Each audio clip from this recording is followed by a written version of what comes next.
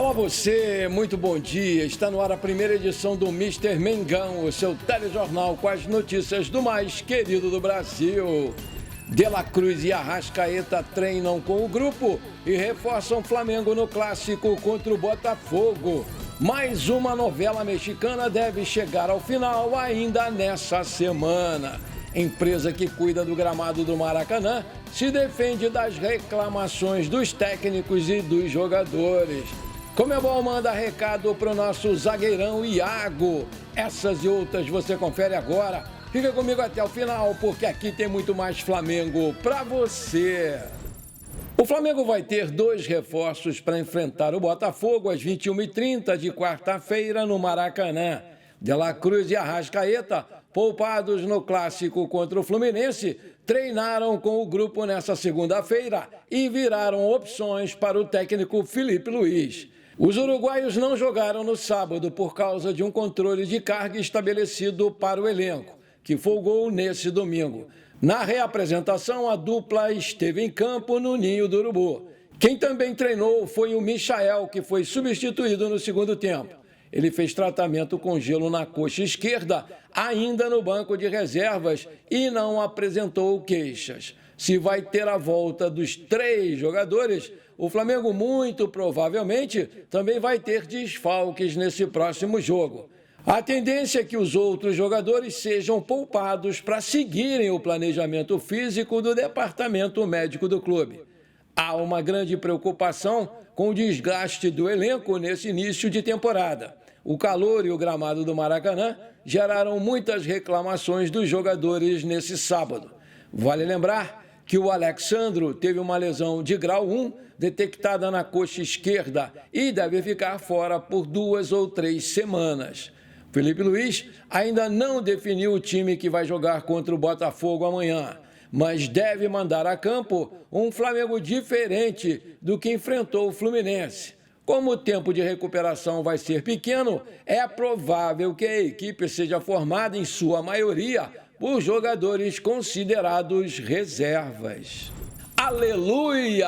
A Ferge se mancou e alterou o horário do jogo entre Flamengo e Vasco no próximo sábado no Maracanã. O jogo da 10ª rodada do Campeonato Carioca iria acontecer às 16h30, mas em razão do forte calor que vem fazendo aqui no Rio de Janeiro, o jogo foi remarcado para as 21h45, horário de Brasília. A mudança já consta na tabela da Ferge. Flamengo é o vice-líder do Carioca com 14 pontos e tem um jogo a menos, que é justamente esse clássico contra o Botafogo. Já o Vasco, com 14 pontos, é o terceiro colocado, porque empatou ontem em 0-0 contra o Sampaio Corrêa, lá em Saquarema. Produção, coloca aí para nós a tabela atualizada do Campeonato Carioca. Em primeiro vem o Volta Redonda com 17, em segundo o Flamengo com 14, em terceiro o Vasco com 14, em quarto Sampaio Corrêa com 13, em quinto Nova Iguaçu com 13, em sexto Botafogo com 12, em sétimo Maricá com 12, em oitavo vem o Madureira com 12, em nono aparece o Fluminense com 11, em décimo Boa Vista com 10, em 11º a Portuguesa com 7, e na lanterna do campeonato, no 12º lugar, vem o Bangu com apenas 4 pontos. Nada como um dia após o outro, né? Depois de perder a invencibilidade na Champions League Américas para o Boca Juniors no domingo por 96-71, o Flamengo voltou ao ginásio Hector Eckhart nessa segunda-feira para enfrentar o Toros de Chiquiri. Sem dar chances à equipe panamenha, o Mengão venceu por 110-65 e lidera o grupo B, seguido pelo Boca Juniors, que tem 2 derrotas em 5 partidas. Com 19 pontos marcados, Jordan Williams foi o cestinha da noite, seguido pelo Juan e Taia Galizzi, ambos com 18 pontos. Gui Deodato fez 11, Franco Balbi fez 10 e foram os outros jogadores mais importantes nas participações nessa vitória rubro-negra. O Flamengo venceu com Franco Balbi, Chuck Johnson, Jonathan Luiz, Caio e Taia Galizzi. Entraram depois Gui Deodato, Jordan Williams, Lucas Weiler e Juan. Técnico Gustavo de Conte. O gramado do Maracanã foi alvo de críticas depois do clássico entre Flamengo e Fluminense nesse sábado pelo Carioca, aquele empate 0-0 horroroso. Os técnicos Felipe Luiz e Mano Menezes reclamaram muito, e o zagueiro também Léo Pereira e o lateral Guga. O estádio ficou fechado por um mês para tratamento do gramado, recebeu apenas 3 jogos no ano, então por que ficou tão ruim assim?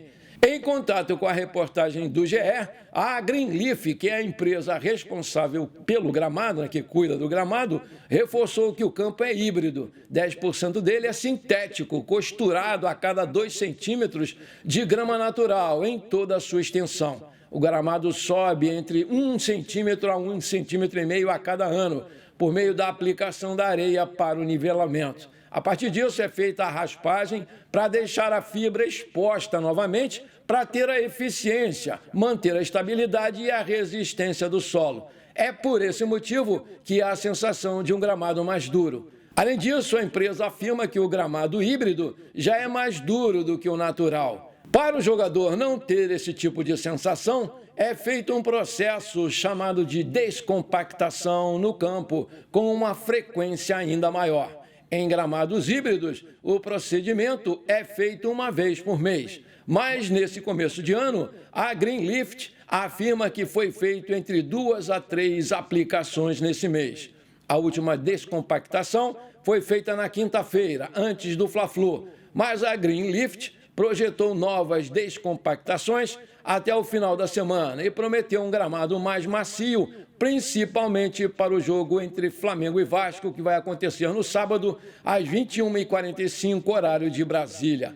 Outro ponto que é prejudicial no processo de descompactação são os cortes feitos até 4 vezes por semana. Isso porque o peso da máquina acaba fechando os buraquinhos feitos pela essa máquina aí na descompactação do gramado. O volante Casemiro está sem espaço no Manchester United e foi oferecido ao Flamengo. No entanto, a negociação perdeu força e o Felipe Luiz está satisfeito com o elenco que tem. Aspas, estou absolutamente feliz com o grupo que tenho nas mãos, mas sempre atento às oportunidades de mercado. Eu tenho conversado diariamente com o departamento de scout e com o Boto, mas não pedi ninguém, disse lá o treinador do Flamengo após o clássico contra o Fluminense na sua entrevista coletiva. Foi especulado que o Mengão poderia tentar a contratação do Roberto Firmino, que está sem espaço no Al Ahly da Arábia Saudita. Contudo, segundo a apuração do Coluna do Fla, o diretor de futebol do Flamengo, Boto, não pretende avançar mais em contratações nesse momento. Nenhum novo jogador deve chegar ao elenco. O Boto disse que deve intensificar a sua busca por reforços apenas no meio do ano, na janela extra criada pela FIFA, especialmente para o Mundial de Clubes, que vai abrir entre 2 e 10 de junho. Maravilha! Se você está curtindo esse programa, então não esquece, por favor, manda brasa agora no like para fortalecer o nosso canal, porque para cada like que você dá, o YouTube recomenda esse programa para mais 4 pessoas. E aí a gente cresce bonito o nosso canal. E se você ainda não é inscrito, bora lá me dar esse prazer, me dar essa honra. Aperta o botão inscrever-se, aperta o sininho ali e pronto, simples assim. Muito obrigado! A seleção brasileira sub-20 segue buscando uma vaga na próxima Copa do Mundo da categoria. Entre convocados está o Iago, zagueiro do Flamengo. Em publicação nas redes sociais, a Conmebol, entidade máxima do futebol sul-americano, mandou um recado para a joia do Mengão. Aspas, com a CBF ou com o Flamengo, Iago sempre importante, fecha aspas, declarou a Conmebol. Além da frase, a entidade compartilhou o vídeo no qual o zagueiro marcou o gol da vitória da seleção brasileira contra a Colômbia, no hexagonal final do Sul-Americano Sub-20. Vale destacar que depois que Iago entrou na zaga do Brasil, depois daquela goleada sofrida para a Argentina na estreia por 6-1, o Brasil cresceu de produção e ele tem sido um dos destaques do time, por isso o elogio feito pela Conmebol.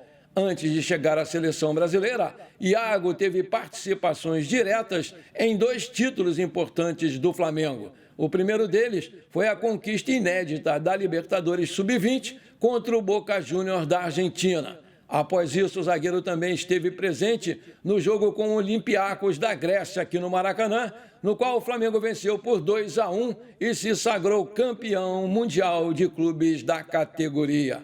Com o Iago à disposição, o Brasil enfrentou o Paraguai nesta segunda-feira, pela terceira rodada da fase final do torneio sul-americano sub-20 e garantiu a sua vaga para o Mundial da categoria, que vai acontecer no Chile ainda esse ano, ao vencer os paraguaios por 3-1. Vale lembrar que o Brasil está em busca do seu bicampeonato desse torneio.